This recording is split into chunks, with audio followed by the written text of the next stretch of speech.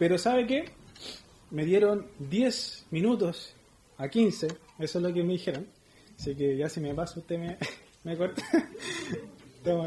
Ahí mi hermano Manuel, correcto en ese sentido. Cuando me dijeron de qué puede hacer un devocional evangelístico, yo pensé, al igual que un hombre veía un testimonio por video, y él dijo, ¿de qué puedes predicar al perdido?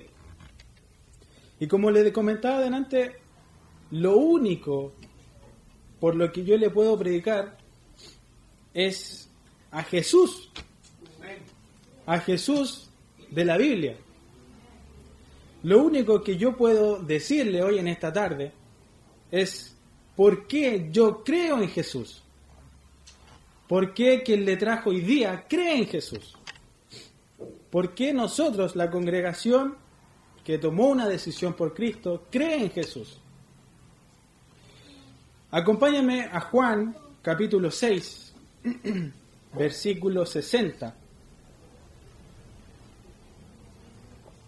Por favor, acompáñame ahí a Juan, capítulo 6, versículo 60 al 67.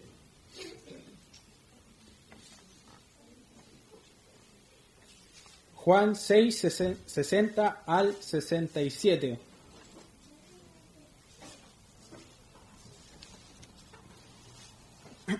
El traductor acá puso como título Palabras de vida eterna. Y yo le voy a contar lo que dice acá. Al oírlas, muchos de sus discípulos dijeron, dura es esta palabra. ¿Quién las puede oír? Se hicieron una pregunta. Sabiendo Jesús en sí mismo que sus discípulos murmuraban de esto, les dijo, ¿esto os ofende? Pues qué, si viereis al Hijo del Hombre subir a donde estaba primero, el Espíritu es el que da vida, la carne para nada aprovecha. Las palabras que yo os he hablado son espíritu y son vida. Pero hay algunos de vosotros que no creen, porque Jesús sabía desde el principio quiénes eran los que no creían y quién le había de entregar. Y dijo, por eso os he dicho que ninguno puede venir a mí si no le fuere dado del Padre. Desde entonces muchos de sus discípulos volvieron atrás y ya no andaban con él. Dijo entonces Jesús a los 12, ¿queréis acaso iros también vosotros?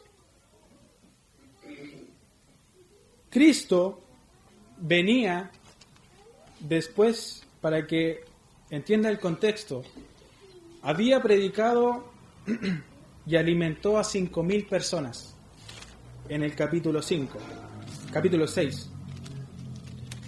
Jesús venía de hacer muchos milagros. Jesús venía de haberle mostrado a la gente muchas de las cosas de las que tan solamente Él era capaz de hacer. 5 panes y 2 pececillos tenía Cristo en el momento de la alimentación de los 5,000. Entonces los hombres que vieron multiplicarse estos alimentos dijeron, este es verdaderamente el profeta que había de venir al mundo. La gente que estaba con Cristo en el capítulo 6 decía, este es verdaderamente el profeta que había de venir al mundo. La gente seguía a Cristo porque ya se habían saciado de pan y de la comida que Cristo le había dado. Jesús comenzó a hablar de que Él era el pan de vida. Los judíos murmuraban diciendo que Él se proclamaba el pan que descendió del cielo. Entonces los judíos comenzaron a contender entre sí y a decir, ¿cómo puede éste darnos a comer su carne? Y Jesús siguió hablando, diciendo que era necesario comer la carne y beber de su sangre. Que si esto no sucedía, entonces no había vida en los que estaban allí. Entonces, al oír muchos de sus discípulos dijeron, dura es esta palabra. ¿Me entiende por qué es dura? Si una persona le dice, sabes que tienes que comer mi carne y beber mi sangre, es caníbal. Pero Cristo los decía de otra forma. Karl Marx, comunista, sociólogo, periodista, economista de los años 1800, aseguró que quien creyera en la existencia de un Dios y a lo que Dios dejó escrito, estaba demente. Esto afirmó este hombre.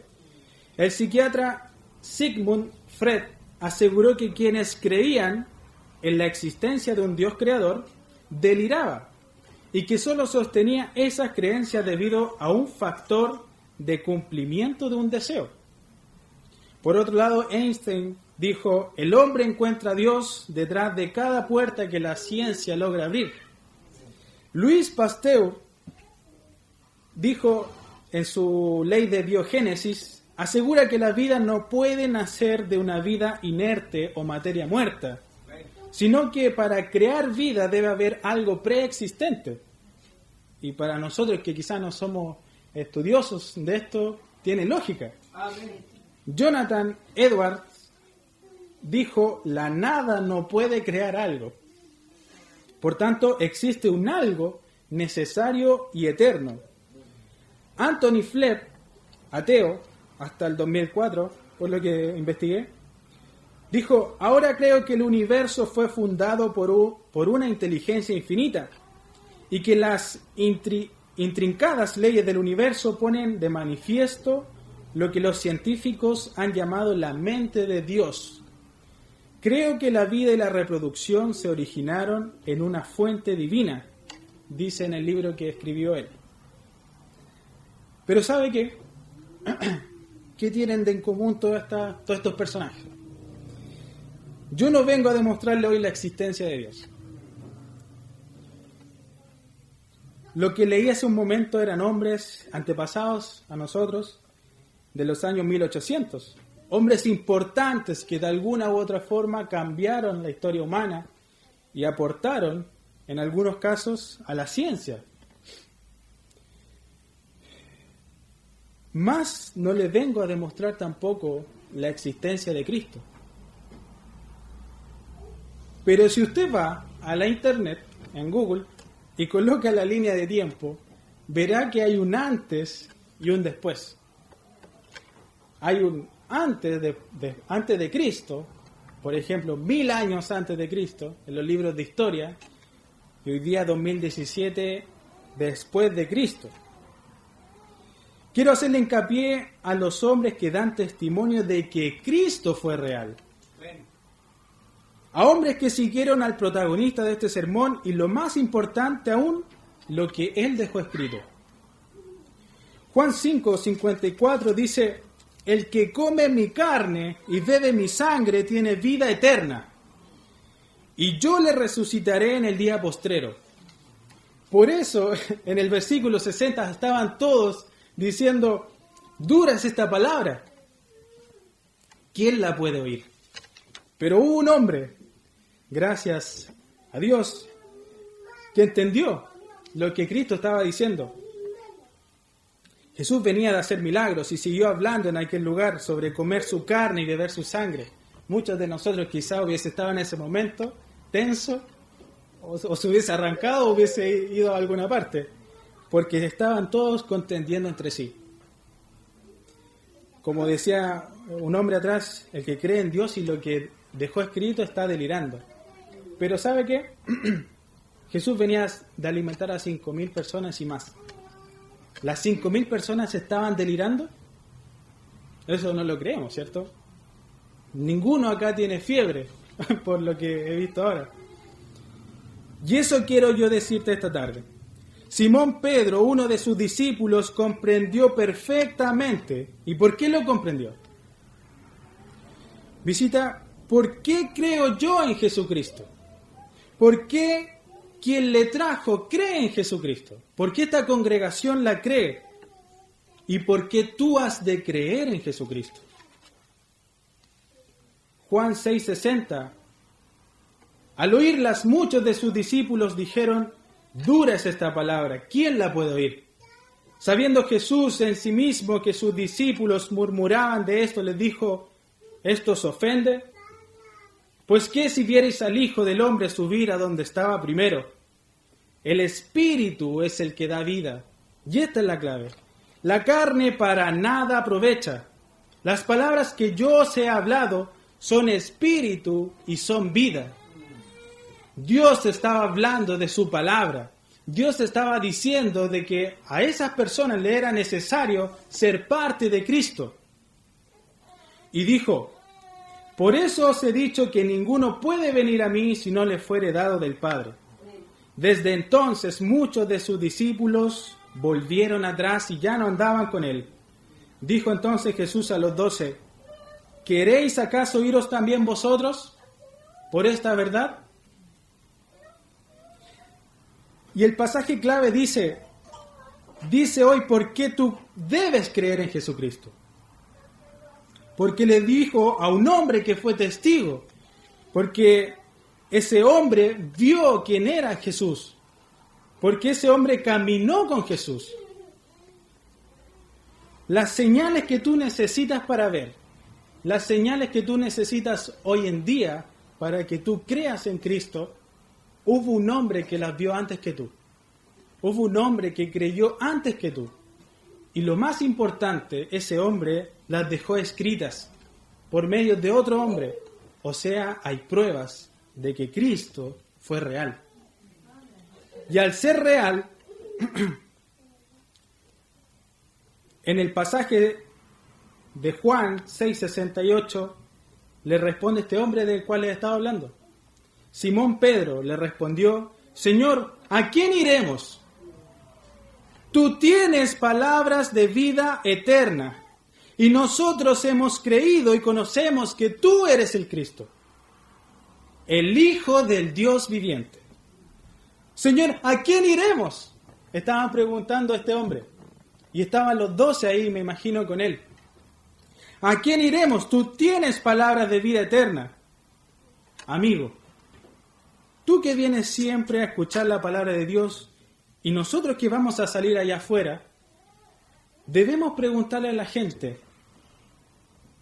si no es Jesús, entonces ¿qué? Si no es Jesús, entonces ¿quién? Amén.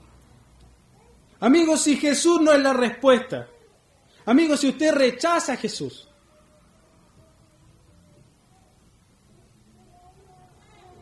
¿a quién irá? Solo Jesús es la respuesta a la vida.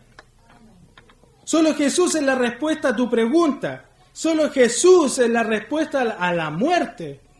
Porque muchos creen, y yo creía, que después de la muerte me quedaba allí y nada más.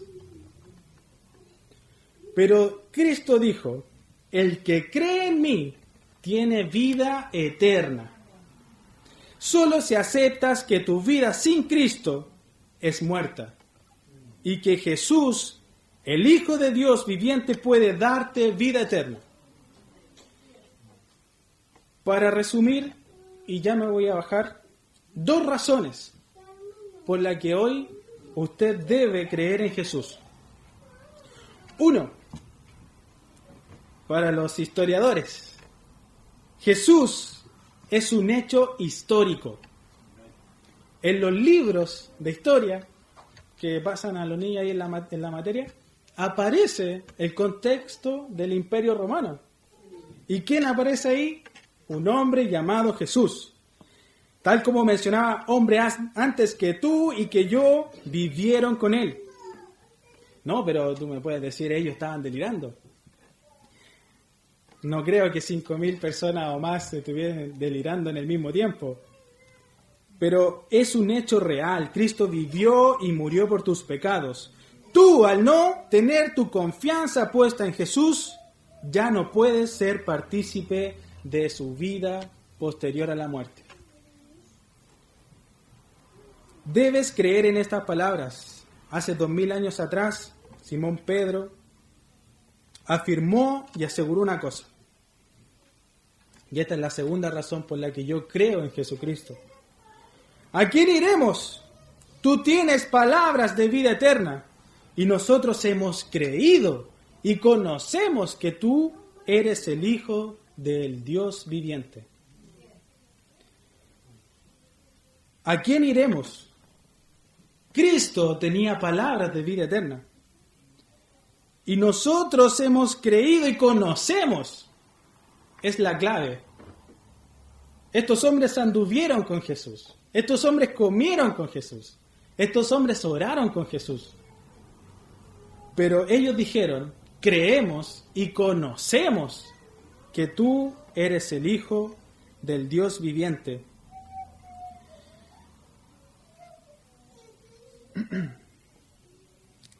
¿Sabe qué? Si esto fuese falso, es la mejor falsedad que he podido creer. Porque a mi vida le dio un propósito para vivir y para morir. ¿Tú tienes un propósito por el cual vivir o morir? Cuando conocí a Cristo, yo conocí un propósito. Y Cristo me dice en su palabra, Él cumplirá su propósito en mí. ¿Crees tú que la ciencia creada por Dios, mal interpretada por los hombres y mal usada, podrá llevar tu vida al cielo? Hoy tú debes creer que morirás y no hay nada más después cuando ya no respires. Eso no es cierto. Porque hay vida eterna o muerte eterna. ¿Crees tú que tus ideales pueden salvarte de cuando Cristo venga a buscar a su iglesia? Solo 3 cosas y termino. Dios existe. Nada no puede crear algo. Segundo, Cristo fue real en un tiempo y contexto histórico. Tercero, debes creer a lo que hoy se exponga por razones espirituales. La fe, y esto es lo que tuvo Simón Pedro. La fe es la certeza de lo que se espera y la convicción de lo que no se ve. Debes creer que tu vida, sin aceptar lo que Pedro aceptó en ese momento, está fuera en estos momentos de la presencia de Dios, el Dios creador. Y debes aceptar que tu vida sin Cristo es vacía y sin ningún propósito alguno en esta vida. Y fuera de ella tampoco. Un libro con una compilación de libros llamado Biblia, traducida a muchos idiomas, y sus autores reyes, pescadores, sacerdotes, oficiales gubernamentales, pastores, hasta doctores. Es decir, este libro está lleno de pruebas de que Cristo fue real, de que Dios existe y de que si tú crees hoy en Él, tienes vida eterna juntamente con Él. Simón Pedro, tú tienes palabras de vida eterna. Me encantaría hoy día que tú creyeras en lo que Dios dice en estas palabras. Visita, ¿a quién irá? Si no es Jesús, ¿entonces qué? Si no es Jesús, ¿entonces quién? Hoy debe decidir, y yo les recomiendo, decida como Simón Pedro, decida como quien le trajo, decida como quien le habla, decida como Cristo desea y anhela por este corto tiempo que queda, que usted haga. Decida hoy día por la vida eterna. Amigo, yo les recomiendo, y este sermón puede ser predicado por muchos obreros y muchos pastores, y créanme que el final de todo sermón va a ser la misma invitación.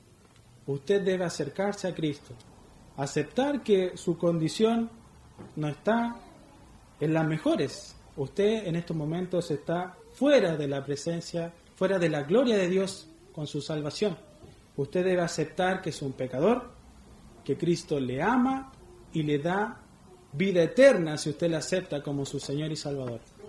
Pedro así lo hizo y espero algún día poder verle allá en los cielos. Amén. Así que, pastor, adelante.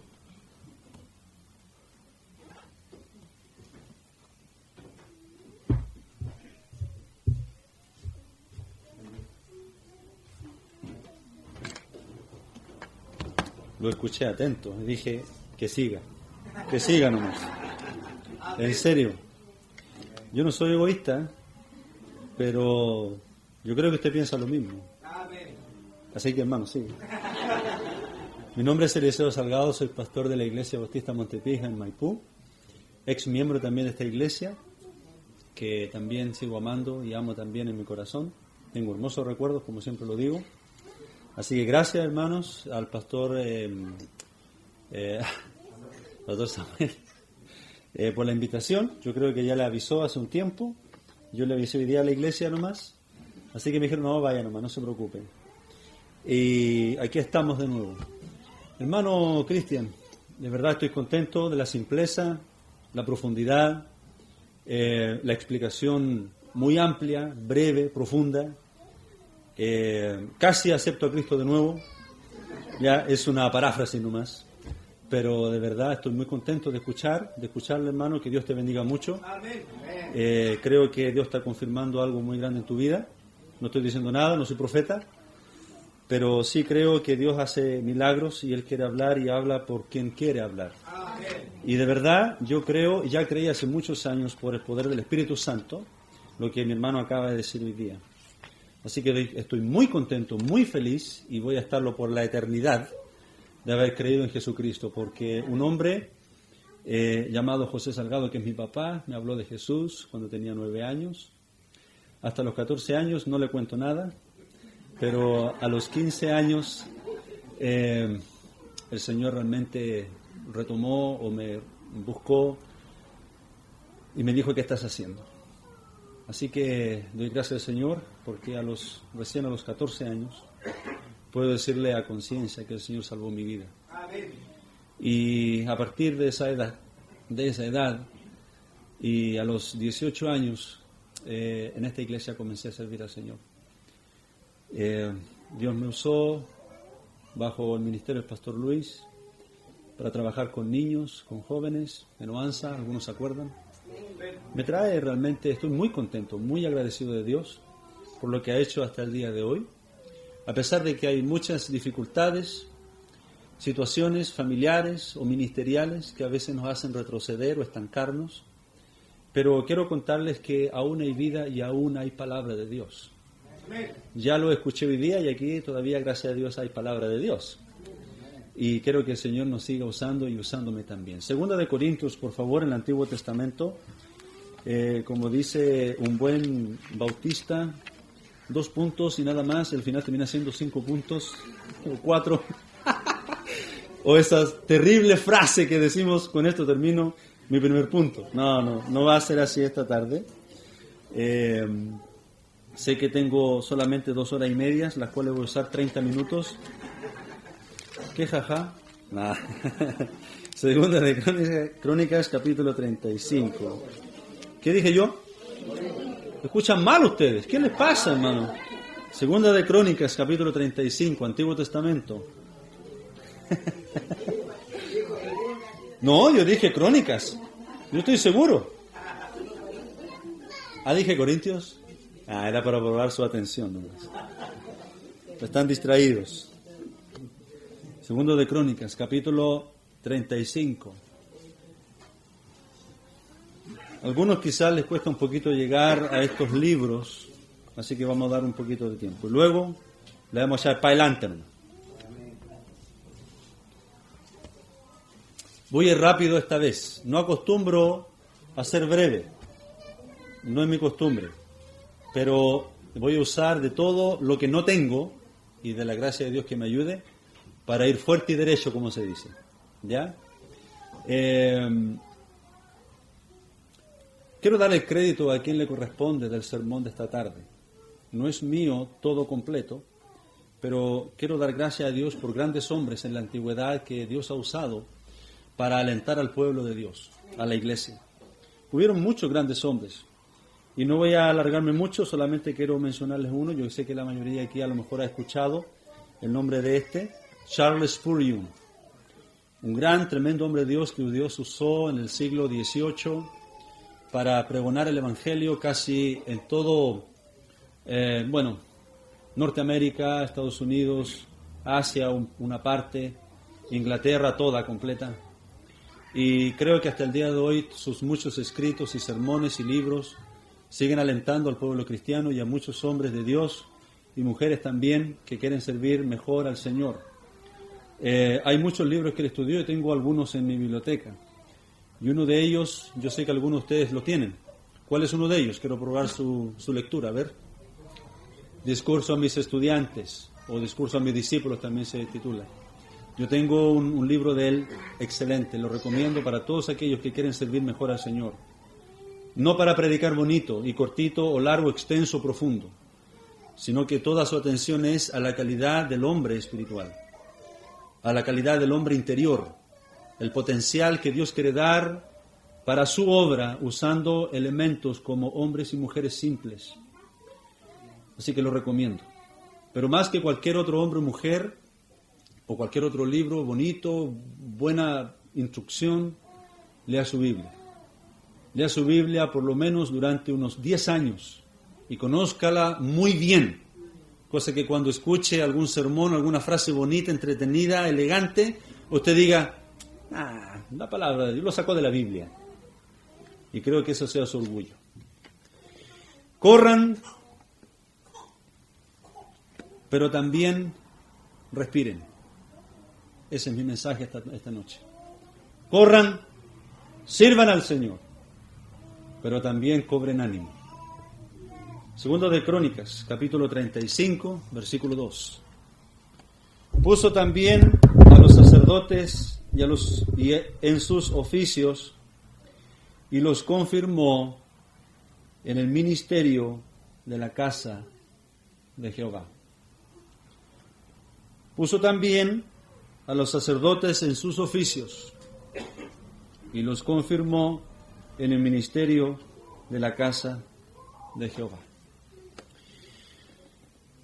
Como nosotros podemos entender y poder comprender, espero en el Señor que usted esté familiarizado con el personaje principal de estos capítulos, que es Josías. Así como han habido siglos atrás, 200, 300, 500, 600 años atrás, grandes hombres, también hace 3.000, 4.000 años atrás también lo hubieron. Y mientras haya hombres piadosos que quieran buscar al Señor y mujeres piadosas también, en 200, 300 años más, si es que lo haya, si es que lo hubiesen, también van a contar sus historias. Así que cuídese, hermano, cuídese, hermana, para que alguien pueda usar su nombre y decir, hubo una vez, ¿ya? O érase una vez tal hombre, tal mujer, que quiso servir al Señor e hizo esto, y Dios confirmó su ministerio y su trabajo en su iglesia, en la obra. Oremos. Gracias, Señor, por estar acá esta noche. Y ruego, Señor, que usted pueda confirmarnos en su palabra, Señor, por estar en el Evangelio. Y usted pueda confirmarnos, Señor, su salvación en nosotros. Ruego, mi Dios, que nos pueda usar en su obra, Señor. Y que podamos descubrir, comprender, entender que usted quiere usarnos, Señor, en este tiempo, en esta generación que nos tocó vivir. Que tu palabra, Señor, sea todo y el todo en nuestra vida. Y que no solo demos nuestra fuerza y nuestro sueño, sino que también demos hasta nuestra sangre, combatiendo y luchando por la verdad. En el nombre de Jesús oramos. Amén. Amén. En los primeros años del reinado de Josías se levantó Josías contra toda la idolatría de Israel. Israel había levantado y se había levantado contra Dios y había permitido que la idolatría, el paganismo y cualquier otra cosa que hasta hoy día podíamos usar, algunos términos, el secularismo y el mundanismo, entrar en los hogares, en las casas y aún también en los templos y en el templo de Jehová. Como también hoy día podemos describir, hay mucha mundanalidad en las iglesias. Si hay mundanalidad en las iglesias es porque hay mundanalidad en el corazón de los cristianos. Y si permitimos que la mundanalidad entre en los corazones de los cristianos, indudablemente también va a perforar sus vidas, sus hogares. Josías decidió reparar y hermosear el templo.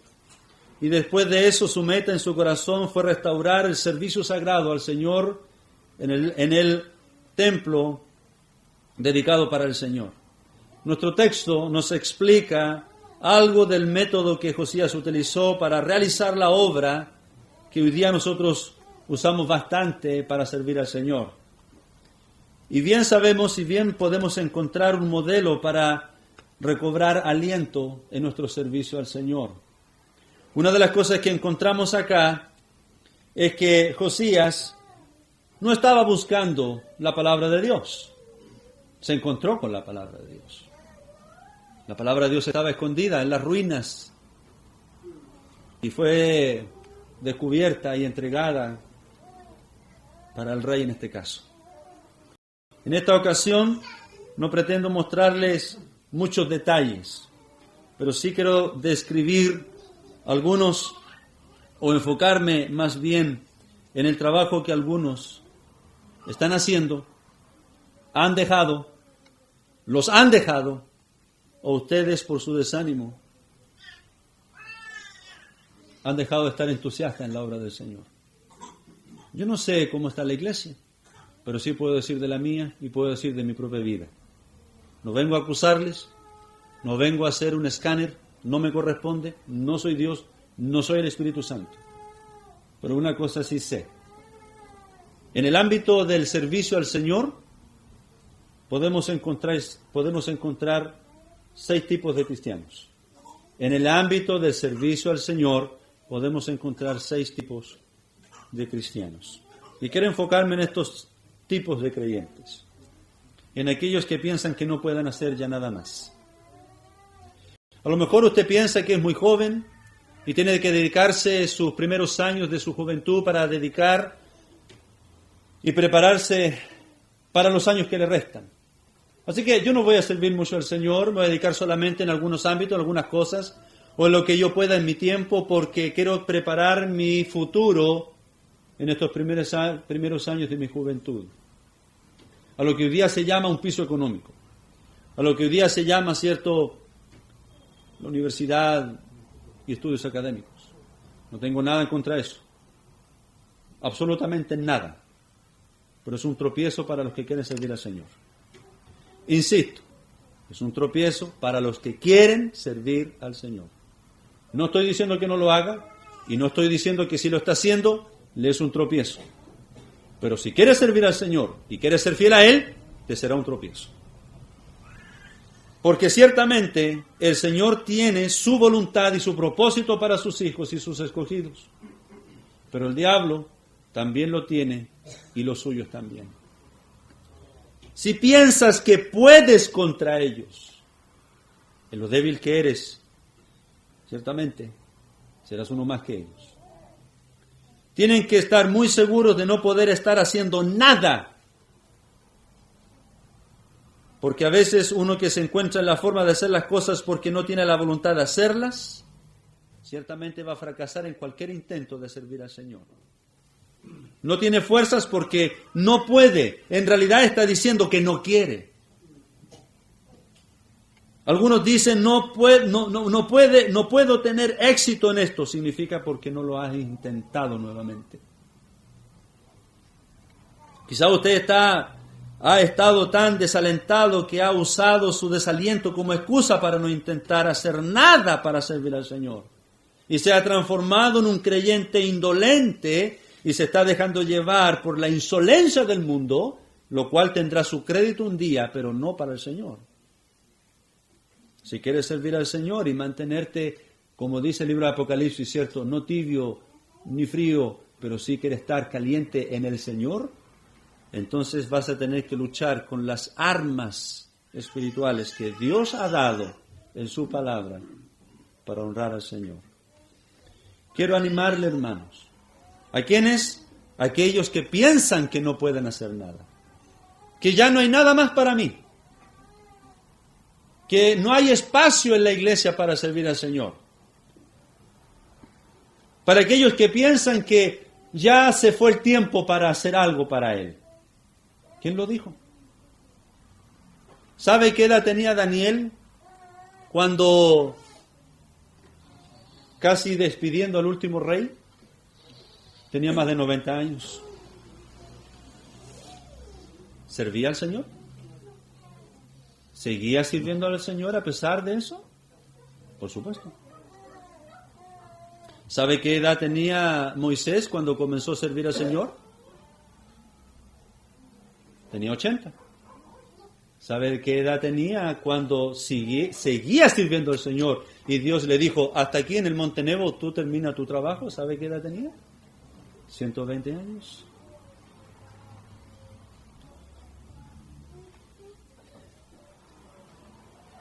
Primera de Samuel capítulo 30, versículos 24 y 25. Por favor. Primera de Samuel capítulo 30, versículo 24 y versículo 25.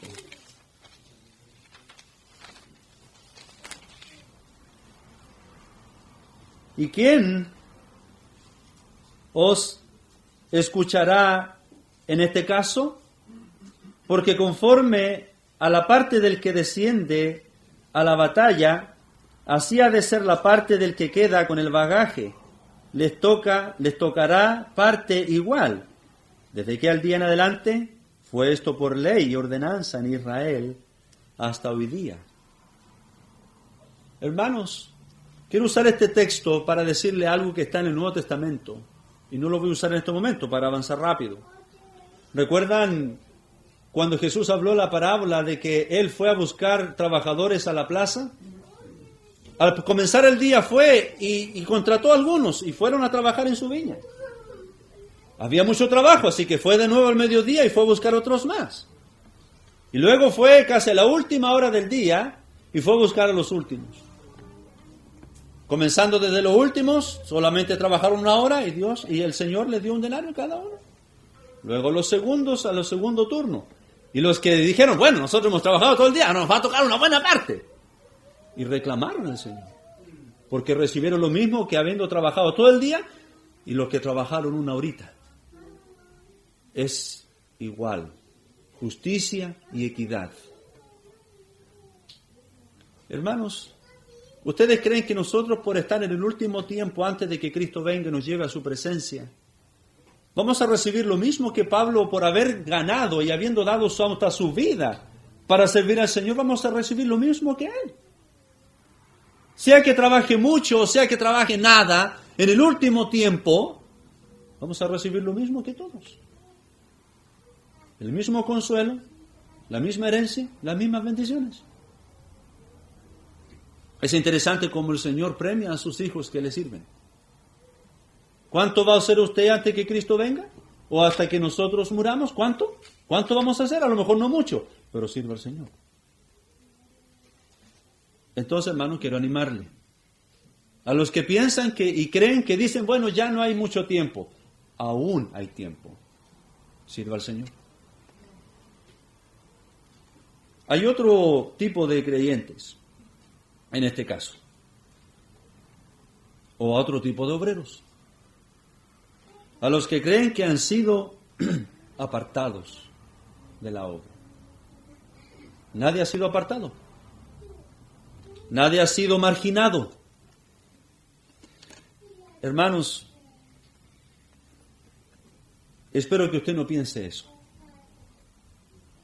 Espero que usted no pierda ni 5 minutos de su tiempo al pensar o creer que usted no sirve en la obra del Señor.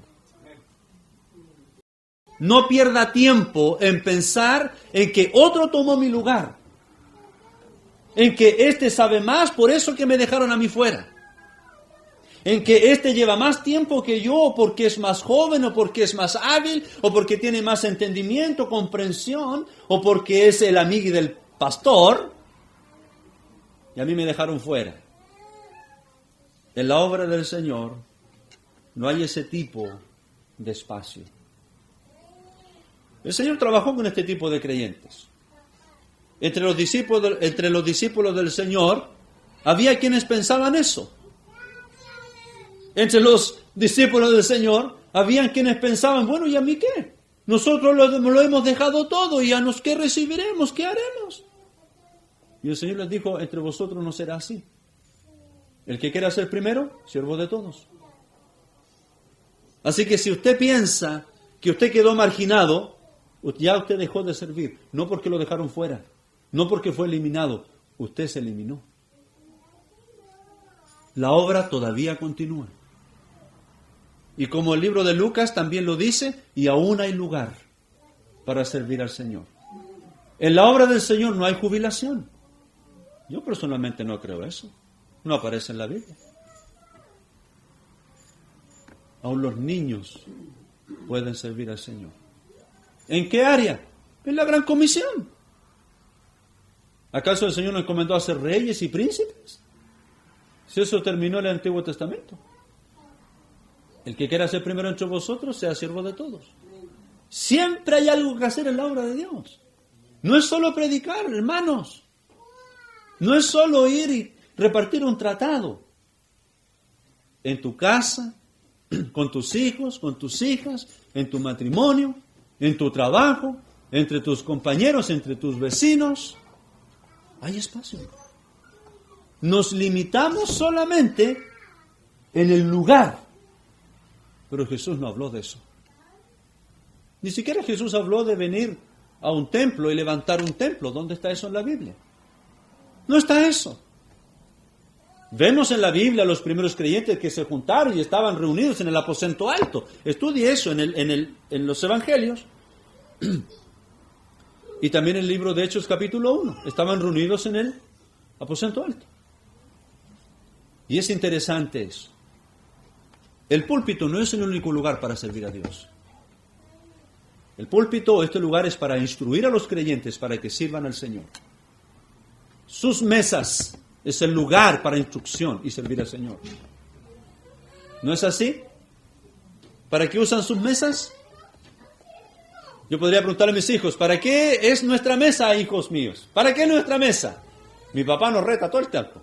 No nos deja comer tranquilo. Muchas veces interrumpo la rica comida para decir, ¿por qué hiciste tal cosa? ¿Por qué dijiste tal cosa? Vamos a la Biblia. Si usted es hijo de Dios, tiene que arrepentirse. Eso no es correcto. No estoy educando gente formal o moral en mi casa. Espiritual. Tercero, hay aquellos que tienen pocos talentos. A lo mejor usted piensa que no tiene muchas habilidades. Yo le hago una pregunta. Cuando Jesús comenzó su ministerio, ¿a cuántos se escogió? Eran muchos discípulos, ¿verdad? Tenía muchos discípulos, pero ¿a cuántos escogió? A 12. ¿Qué habilidades tenían? ¿Ah? Eran pescadores, mentirosos, fraudulentos, mañosos, tercos, duros. Esas eran sus habilidades. Hábiles para los números. Y otro, cierto, el que traicionó al Señor, hábil para mentir y engañar, codicioso y deshonesto. Ese era el grupo de Jesús. ¿Pero qué hizo Jesús con estos hombres? Tomó la torpeza de cada uno y los transformó en diamantes. ¿Sabe? El diamante es el mineral o material, no sé cómo describirlo ahora, más duro que existe. ¿Sabe con qué se puede romper? ¿O tallar? Solamente con diamante. ¿No es así? Solamente con diamante. ¿Con qué rompemos la cerámica? Con un diamante. Con algo que tenga que ser más duro o de la misma dureza. Se talla con la misma dureza. ¿Recuerda usted lo que dice Jeremías? ¿No es mi palabra como martillo que quebranta la piedra? Así es mi palabra. ¿A quién? Así es mi palabra. ¿Por qué el Señor grafica su palabra de esa forma? Por cómo somos nosotros. Somos duros. ¿O no es así? No, yo he entendido algunas cosas, indudable. Pero ¿sabe qué? Somos duros. Somos duros. Y somos talentosos en demostrar esa dureza. ¿Cierto?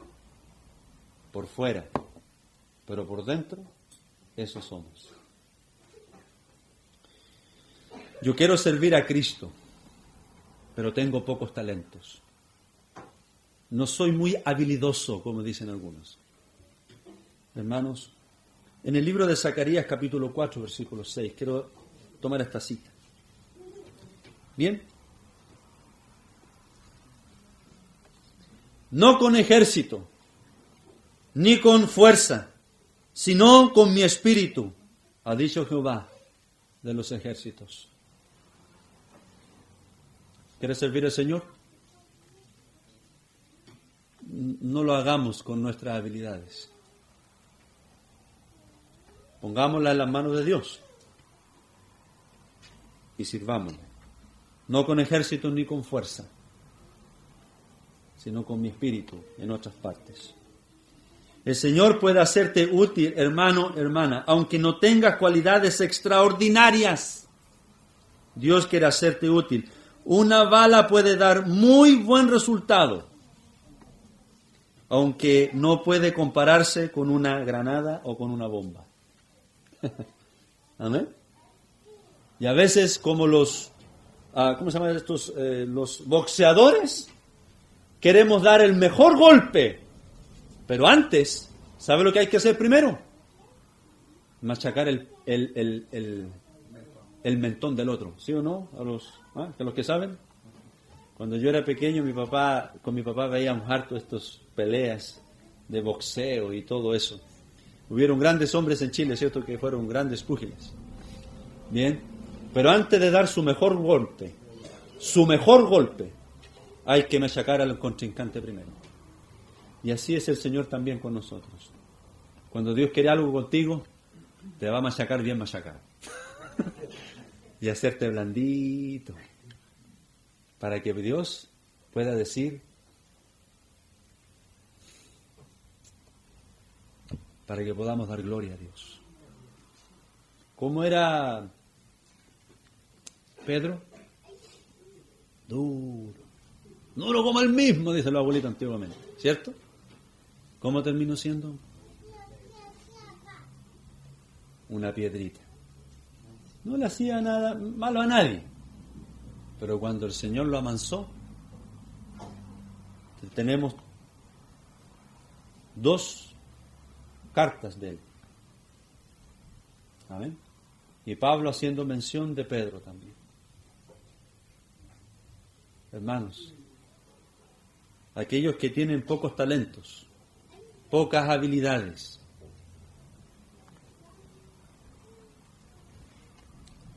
cuarto, aquellos que están pasando, por grandes dificultades. Todos pasamos dificultades, problemas, incertidumbres, dudas. ¿Ha dudado de su salvación usted alguna vez? No, eso es un pecado, pastor. Bueno, yo soy un pecador. Yo no dudo de la eficacia de la sangre de Jesucristo. Pero indudablemente reconozco que las veces que he dudado es porque he estado lejos del Señor. No es porque el Señor ha perdido su poder y su dominio. No, yo he perdido y me he estado ocultando o cobijando en la sombra de otro. Pero aquellos que han pasado o están pasando grandes dificultades, cualesquiera sean, y esto yo quiero darle una atención especial. He vivido días de grandes preocupaciones. Yo personalmente he tenido grandes preocupaciones. De mi vida, de mi futuro, de mi salud. ¿Qué va a pasar conmigo cuando tenga 50? Tengo 40. No se me nota, soy lindo, hermoso, no hay problema. No se me notan los 60. Pero yo he pasado dificultades, hermanos. Muchas dificultades.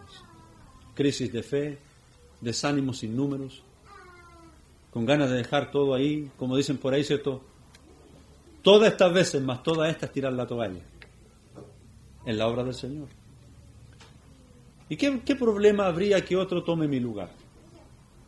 Aquí está la iglesia, aquí está la obra, continúa usted, yo me quedo al ladito suyo, yo le colaboro. Lo he pensado. O al menos lo pensé. ¿Usted lo ha pensado? En la obra del Señor otro puede tomar el lugar, pero nadie puede tomar tu lugar. Tú eres único. ¿Me explico? ¿Hay otro usted? Gracias a Dios no, ¿cierto? Usted es único. Y cuando Dios le llamó a usted para servirle. ¿Está atravesando dificultades? Yo también. ¿Crisis de fe? Yo también. Usted en su área, yo en la mía, pero en la misma crisis. Así que, hermanos, ¿tiene usted muchas dificultades? No es el primer obrero o obrera de Dios a quien le ha tocado enfrentar dificultades. Por ejemplo, pensemos en Moisés. Su misión era sacar a Israel de Egipto, pero al hacerlo no era tan simple. Tenía que presentarse ante Faraón y comunicarle el mandato de Dios directamente, cara a cara. Faraón no le quiso oír.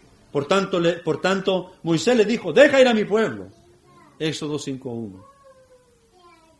No fueron muchas palabras, eran simples. Deja ir a mi pueblo.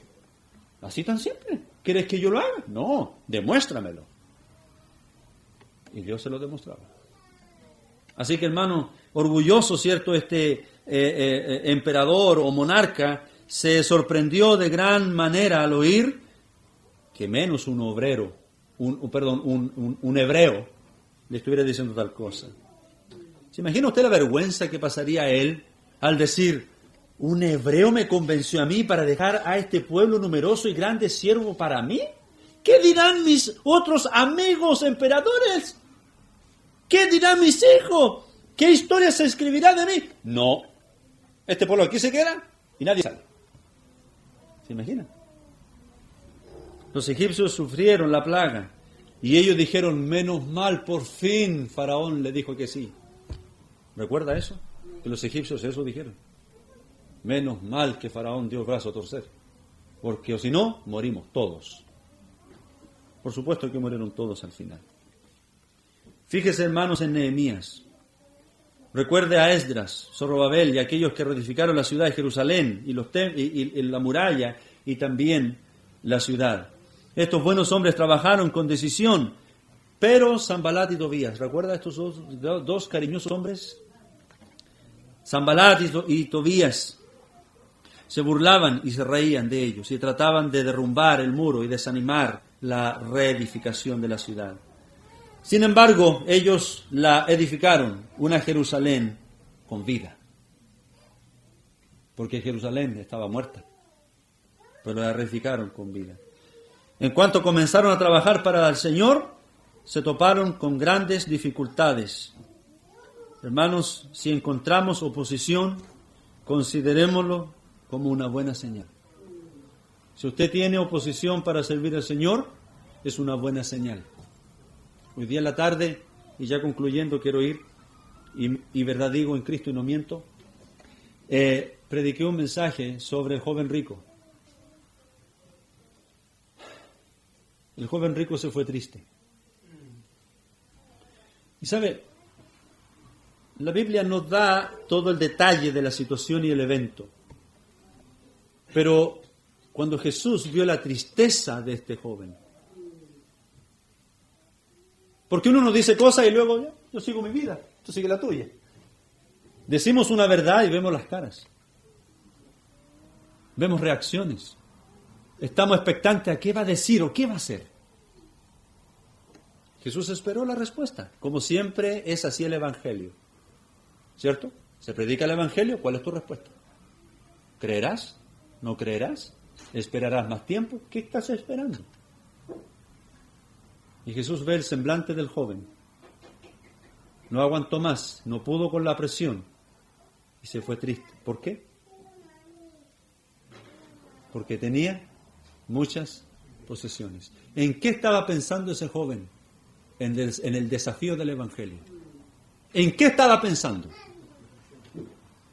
En sus siervos, en sus siervas, en su estante, en sus caballos, en sus esclavos, en sus casas. en sus amigos, en sus cuentas, en su dinero, en su futuro.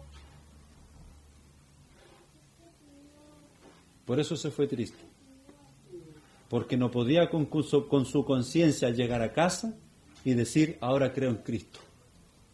Y tengo que venderlo todo y seguir a Jesús. ¿Cómo lo voy a hacer? Jesús me está diciendo que venda todo. Todo. Eso me está diciendo Jesús, que venda todo, deshazte de todo y ven y sígueme tomando tu cruz. Es como, ¿qué? ¿Es una locura? Pues eso es el Evangelio.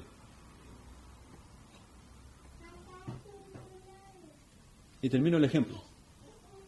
A los que estaban escuchando y viendo la reacción y las palabras, Jesús les dice, cuán difícil es que un rico entre en el reino de Dios. Y lo refuerza más, dice, a los que confían en las riquezas. Y no está hablando netamente de dinero. Está hablando de posibilidades. Está hablando de piso. Está hablando de fundamento. Está hablando de vida. Y Jesús concluye su desafío diciendo, cuán difícil pasar un camello por el ojo de una aguja. Así de difícil es. ¿Puede pasar un camello por el ojo de una aguja? No, imposible. A menos que el camello se le quite toda su carga y se arrodille y pase la puerta. No hay otra forma. Pero usted está hablando de una aguja, del ojo de una aguja. Es un ejemplo de lo difícil que es.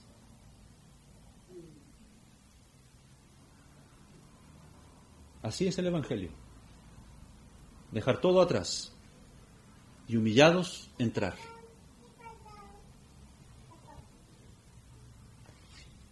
A los que se sienten, a los que no se sienten apreciados. Hay creyentes que no se sienten apreciados por sus propios hermanos. Y eso es triste. Pablo tenía un amor muy grande por la obra de Dios. Tenía un aprecio grande por la obra de Dios. ¿Y quién es la obra de Dios? ¿El éxito? ¿Lo que predico? ¿Esa es la obra de Dios? ¿Quién es la obra de Dios? Tú y yo. Pablo tenía un aprecio por las personas. El que dice que ama a Dios pero no ama a su prójimo es hipócrita y mentiroso. Es decir, cada vez que usted llegue a la iglesia, cada vez que usted se encuentre en la calle, cada vez que usted se encuentre por ahí en la feria, por decir algo, yo saludo a mis hermanos. Hermano, hermana, Dios te bendiga, qué rico verte. Y la gente, canutos locos. Qué bueno. No tengo mejor opinión que esa en este mundo. Y las mejores conversaciones son cuando nos encontramos en la calle. Yo he escuchado conversaciones en la calle de gente que se conoce. Yo no los conozco, pero se conocen ellos. Dicen, hola, tanto tiempo, ¿cómo estás? ¿Cómo estás en la pega? ¿Sí, no? Yo trabajo aquí, yo trabajo allá, ya nos vemos un día, ya nos vemos. ¿Sabe cuánto duró esa conversa? 30 segundos. Eso no da vida. Ninguna vida. Cuando yo vengo a la iglesia, termino de predicar, me gano allá atrás a la puerta y saludo a todos mis hermanos. Oiga, usted no me saludó, ¿eh? Aún los niños, oye, ¿estoy pintado? Estoy hablando no de aquí, estoy hablando de mi iglesia. Ese Fernando es un loco, entra, sale, estoy predicando, viene acá al frente, hola pastor. O la Javiera, ¿cierto? Que se duerme y dice, ¡ay, ya estoy! Es increíble. Pero todas esas personas, son niños, son personas que Dios ama. Y ellos son importantes. Si los líderes de las iglesias no consideran la importancia de cada individuo dentro de la congregación, créame que ellos no van a servir al Señor más adelante. Porque nunca se sintieron amados, respetados, queridos. Yo no tengo ningún problema. Yo le dije un día a los hermanos de la iglesia, no tengo ningún problema que los niños griten en la iglesia. Es normal. Los niños se incomodan, los asientos duros. Y se lo digo por experiencia. Mis hijos es broma cada vez que nos sentamos a veces a la mesa y se aprovechan cuando estamos junto con los familiares. Cuando estábamos en la iglesia, mi papá nos pellizcaba y... Quédate quieto. Era la frase del domingo. Quédate quieto. Pero nos enseñaron una cosa. Enseñen en la casa. Enseñen en la casa. Haga un culto, un altar familiar en la casa. Altar familiar en la casa. Para que no les sea extraño cuando estén en el altar en la iglesia. Sea algo normal. Pero en el proceso no tengo ningún problema que los niños griten, pataleen, salgan, quiero ir al baño 3, 4, 5 veces. Pero si tienen 10 y 15, le voy a bajar los pantalones a los varones y le voy a decir, oiga, corte la lecera. Perdone el lenguaje coloquial, pero es así. Hermanos, este lugar es un tiempo y espacio del pedacito de cielo que veremos un día. Yo creo, hermanos, que vamos a escuchar al Señor hablándonos. No quizás predicándonos, porque vamos a ver, como Pablo dice, tal cual como fuimos conocidos. Y veremos las cosas tal cual como son. Entonces, no va a haber predicación. Va a haber alabanzas y buenas conversaciones con el león de la tribu de Judá. Hermanos, ¿no te sientes apreciado? Hermana, ¿te sientes desplazado, desplazada? ¿Marginado o marginada? ¿Que estás de más? Hermanos, hermanas, eso no es un pensamiento que proviene del Señor. No es de Dios. Examinemos nuestros corazones. Examinemos más y más nuestras motivaciones. ¿No será que somos quizás como los discípulos, niños aún en Cristo? Señor, ¿quién va primero, él o yo? Tuvo que intervenir la mamá, pues. Deja que esté allá primero y lo reciba. No va a ser Pedro que tenga la llave en el reino. No es así. El que quiera ser primero tiene que estar sirviendo al Señor y a todos. No te preocupes qué lugar vas a tener. Preocúpate que tus nombres, como Jesús dijo, vuestros nombres estén inscritos y están inscritos en los cielos. Señor, los demonios se nos sometían. Ellos llegaron con los labros ahí. Y Jesús les tira el agua. No, hijos míos, no es así. Gozaos y alegraos porque vuestros nombres están en los cielos. Por eso alégrate. Y mientras tanto, y por último, hermanos, esto es lo que me toca a mí, por eso lo dejé al final. Yo no he tenido mucho éxito en el ministerio. Vergüenza suya, pastor. No, porque muchos han tenido menos que yo. Voy al libro de Hebreos, capítulo 11, y digo, ¿de qué te preocupas? ¿De qué te preocupas? De que, Señor, yo estoy sirviéndole, que vengan almas, trabajamos en la calle, enseñándoles, y tener 20, 30, 50, 100, 1000. ¿Y por qué te preocupas? Otros recibieron menos. Y voy al libro de Hebreos y me consuelo. Hermanos, ¿no tienes éxito en tu ministerio y en tu trabajo? No te preocupes. No te preocupes. Solo sirve al Señor. Es que estoy recién empezando la vida cristiana. Ningún problema. Y mantente así, sigue creciendo. Y mantente así hasta que Dios quiera usarte. Si es que Dios quiere usarle. Pero sea fiel. Sírvale. Con devoción, con sinceridad y con honestidad. Concluyo con este texto. Me encanta este versículo. Jeremías capítulo 6, versículo 29. Antiguo Testamento. He usado textos del Antiguo Testamento esta noche. No estoy acostumbrado a esto. Estoy siendo sincero. Pero hay el libro de los profetas mayores, Isaías y Jeremías. Hermanos, léanlo. Léalo. Es hermosísimo lo que hay ahí. Va a encontrar de todo, cosas buenas, cosas malas, destrucción y esto, lo otro. Pero ¿sabe? Es hermoso leerlo. Léalo, se lo recomiendo, ¿ok? Bien. Jeremías capítulo 6, versículo 29.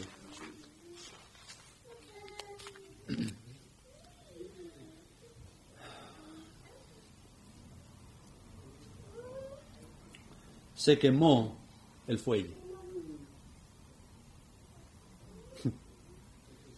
Por el fuego se ha consumido el plomo. En vano fundió el fundidor, pues la escoria no se ha arrancado. Plata desechada los llamarán, porque Jehová los desechó. ¿Sabe por qué Israel fue desechado por un tiempo? ¿Sabe por qué? Porque no quisieron. Como el hermano Cristian dijo hoy día, hay evidencia de todo para creer en Dios. De todo, de todo. Pregunta que quieras, la Biblia tiene la respuesta. ¿Qué más quieres? La única respuesta es, no me convence. Ningún problema. Ningún problema. Pero el fuelle se quema. ¿Qué es el fuelle?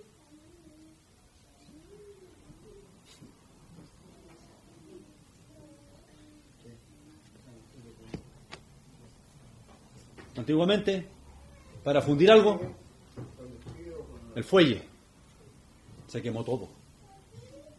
No más. El fuelle se quemó el fuelle. Por el fuego fue consumido el plomo. Dios no va a hacer nada más, se acabó. Y como Pablo dice en el libro de Hechos, Dios en su tiempo los dejó en sus pensamientos y hacer lo que quieran. Si usted no quiere nada con Dios, problema suyo. Ningún problema. Nadie le va a decir nada. Pero un día, abrirá sus ojos y la realidad estará frente a usted y no podrá hacer nada. Hermanos, espero que Dios pueda alentar nuestros corazones con su palabra. Yo soy muy torpe, y de hecho lo soy. Pero, ¿qué excusas tenemos? Son solo excusas. Sirva al Señor. ¿Está desanimado? Levántese. Levántese y sirva. ¿Le dejaron a un lado? Reconózcalo y también sirva al Señor. Siga orando por los que están sirviendo. El trabajo continúa. La obra continúa. Porque el Señor lo merece. Del Señor es su obra. Gracias, Dios mío, por la palabra suya y ayúdanos, Señor, a ser dirigidos por su Espíritu, porque nuestras fuerzas se agotan. Y necesitamos recurrir constantemente a la palabra de aliento, a la palabra suya, las Escrituras, la Biblia. Ella es nuestra compañera, ella es nuestro auxilio, ella es la que nos comprende, la que nos da el entendimiento de las cosas. Consuele, Señor, nuestros corazones y ayúdanos, porque somos débiles, somos flacos, Señor, flaqueamos y necesitamos tu fuerza y tu fortaleza para seguir adelante, levantarnos de nuestra aflicción, así como Esdras se levantó de la aflicción y comenzó a hacer la obra de que le había sido encomendada. También nosotros, de igual forma, debemos levantarnos y servir al Dios vivo y verdadero. En Cristo Jesús, gracias. Amén. ¿Quién está a cargo? ¿Yo? Ok. Bien, hermanos. Bueno, que el Señor le bendiga. Muchas gracias por su paciencia. Gracias. Yo no sé si hay visitas, primera vez, no tengo idea. Conozco a los más viejos, perdone, pero a los nuevos no los conozco a todos. Pero estoy contento de ver caras nuevas y eso es bueno en una iglesia. Que Dios les bendiga. Nos encontramos el jueves a las 8. Ok, el jueves a las 8 están invitados. ¿Y los domingos a las? ¿En la mañana? 9:30 y a las 7 de la tarde. Ok, muy bien. Antes de eso la puerta cerrada. No.